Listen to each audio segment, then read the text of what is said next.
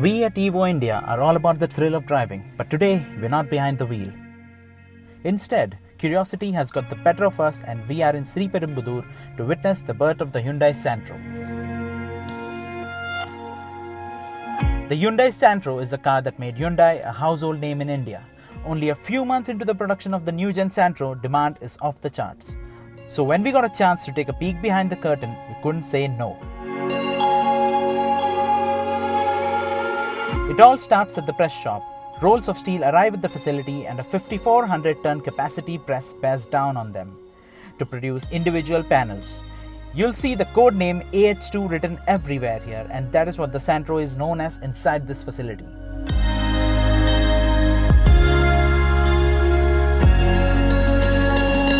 Soon, the panels move to the body shops where more than 100 industrial robots do machining and welding of the body panels. They do so with an extremely high degree of accuracy, and human involvement is restricted to the critically important job of programming these robots. Next, it is time for the paint shop, where the body panels are given an anti-rust treatment followed by multiple coats of paint. Painting done, it is time for assembly.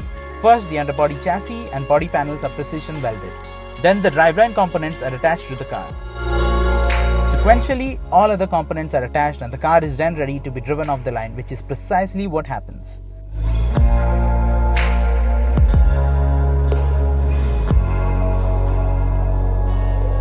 The pre-delivery inspection happens next, and only after clearing it are cars sent to dealerships across the country. With an annual capacity of more than 7 lakh cars, the plant functioning at full capacity is quite the spectacle.